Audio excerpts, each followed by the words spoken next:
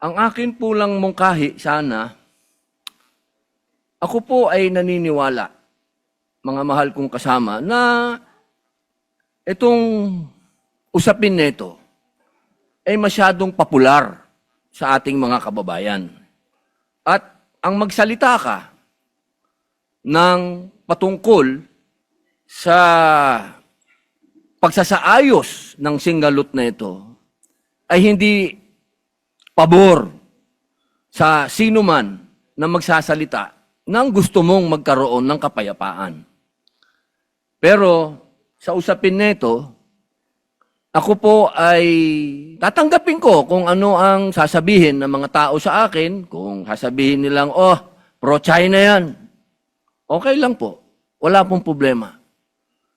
Ang akin pong gustong sabihin sa ating mga kababayan, alam niyo, ang isang bagay, pag hindi natin inayos, pag hindi tayo nagtulong-tulong na maayos, lalong-lalo na sa kapitbahay natin, kapitbansa natin, hindi po ito makatutulong sa atin. Hindi po ibig sabihin na ako'y pumapayag na pagsalitaan ng hindi maganda ang ating mga kasama ng Chinese Embassy. Hindi rin naman tama yun. Pero, hindi rin naman po tama na ang isang opisyal natin sa gobyerno na isang unipermado pa ay gagawa ng katatawanan o karikature ng presidente ng China. Sapagkat kanina po, habang nag-uusap kami ni Senator Amy Marcos, sabi ko sa kanya, kung yan, ginawa ng China sa ating Pangulo na si Bongbong Marcos, ako'y oposisyon, pero gagawin nila yan kay Bongbong, ay unang-una po ako magagalit. Sapagkat hindi ako papayag na babawin ng kahit na sino ang Pangulo ng Pilipinas. Hindi ako papayag na gawan ng karikature, kahit ako'y oposisyon, na gawan ng ganyan ang ating Pangulo. Sapagkat ang Pangulo ng isang bansa, yan po ang tinatawag nating representasyon ng ating bayan, katumbas ng bandila. Kung ano ang tingin natin sa bandila, yan ang tingin natin sa Pangulo. Kaya, kung ano man po ang ginawa ni Admiral Tariela, ay pinakikiusapan ko po siya na huwag niyang ulitin. Sapagkat, pag nambastos ka, babastusin ka rin talaga.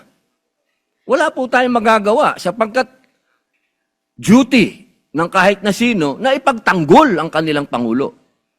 Ang gusto ko lamang pong sabihin dito, aking mga kasama, tama po, naniniwala po ako na hindi makatwiran ang ginagawang pambobomba ng tubig sa ating mga mangingisda, sa ating Coast Guard. Pero matagal ko na rin sinabi na may budget naman ng Coast Guard, ba't di kayo bumili ng mas malakas na water cannon at gumanti kayo? Hindi naman po pwede na lagi tayo magpapaawa. At parehas naman kayong tinatawag natin tanod ng Coast Guard kayo pareho. Hindi naman kayo gray ship. Ang gray ship, yun ang military. Kapag hindi naman pwede yun. Yun ang tinatawag natin na escalation. Pero kung dalawa kayong white ship dyan, at nagbombahan kayo ng tubig dyan, walang ano yun. Walang issue yun, walang escalation yun, dahil pareho kayong tanod baybayin. Pareho kayong nagpoprotekta ng coast natin. Pero para sa usapin, nang ikaw ay magtatalumpati at gagawin mong katatawanan yung Pangulo ng isang bansa, palagay ko, inuulit ko po, ako po ay oposisyon. Pero kahit sinong gumawa niyan sa presidente ko, hindi ako papayag. Ako'y tatayo din at talagang makakatikim din sa akin yun ng mga salitang hindi talaga, hindi niya makakain. Sapagkat sa akin, anuman ang political affiliation natin, pagdating sa Pangulo sa ibang bansa, iisa tayo. Solid dapat tayo, nakatayo dapat tayo sa Pangulo natin pag usapin na ng ibang bansa na.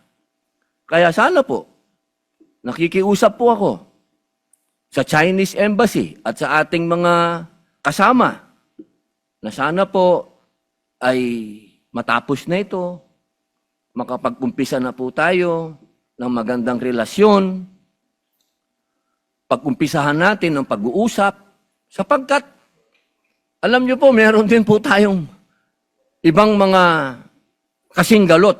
Tahimik nga lang tayo. Katulad po ng aking best friend sa Malaysia. Kasingalot natin yan sa Sabah.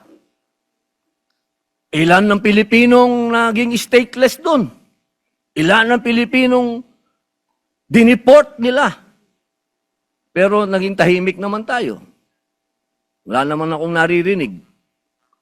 Kaya sana kung ano po yung ginagawa ng iba din sa atin, pantayan din natin. Alam nyo, masakit sa akin magsalita ng patungkol sa Malaysia dahil kapatid kong mga Muslim yan. Pero ini-example ko lang po sa inyo na meron din tayong problema sa ibang lugar na meron din ginagawang pang-aabuso din sa atin na hinihingi ko din na magsalita din kayo. At sana, bilang panghuling salita, alam nyo, nung kailan lang nakita kami ni General Torre. Ang tingin ko dyan sa taong yan, kaaway ko yan. Sa ginawa niya kay dating Pangulong Rodrigo Roa Duterte.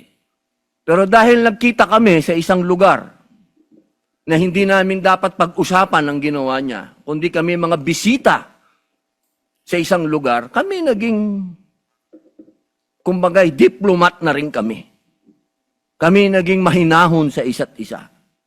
Sapagkat yun dun po ay pagpapakita sa ating mga kababayan na hindi sa lahat ng oras ay palabang ka. May mga pagkakataon na pwedeng madaan sa usapan. Ako si Commodore J. Tariela, ang tagapagsalita ng Philippine Coast Guard pagdating sa usapin ng West Philippine Sea.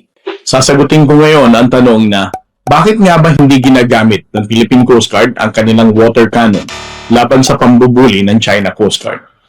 Madalas nating marinig o mabasa ang tanong na ito sa mga comment section sa social media, lalo na't kung napanood ng ating mga kababayang Pilipino ang pag-water cannon sa barko ng Philippine Coast Guard, ng Bureau of Fisheries and Aquatic Resources, at ang pinaka-reason sa lahat ay laban sa ordinaryong mangingisdang Pilipino. Maraming nagsasabing duwag daw ang Philippine Coast Guard, at ang aming presensya at pagpapatrol ay walang kwenta. May mga nagsabi ring kami raw ay pinapabayaan lamang naming magpabuli sa China. Sa totoo lang, hindi natin masisisi ang ating mga kababayang Pilipino sa kanilang pagkagalit at paghahanap ng mas agresibong pagresponde laban sa pambubuli ng China.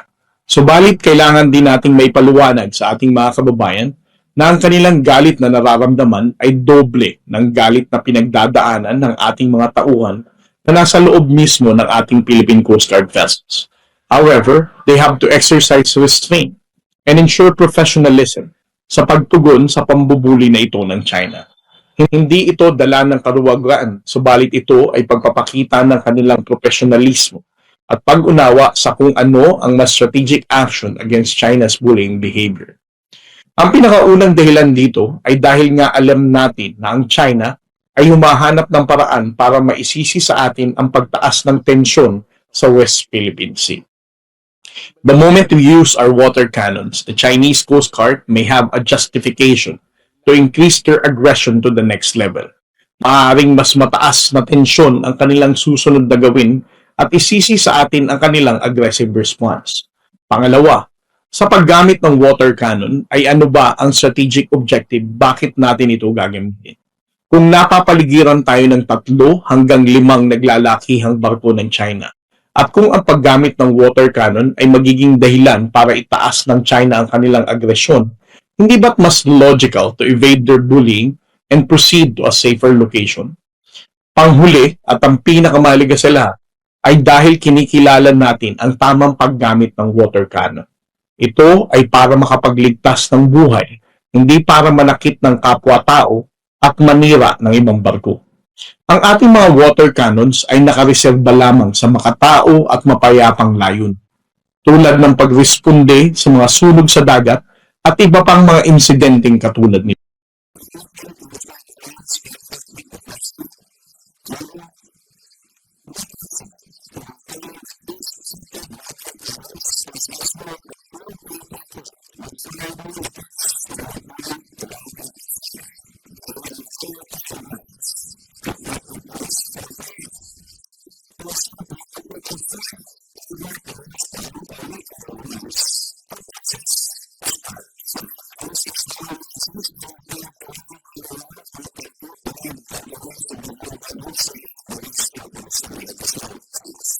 Maliban dito ay binibigyan diin ni Pangulong Ferdinand Marcos Jr.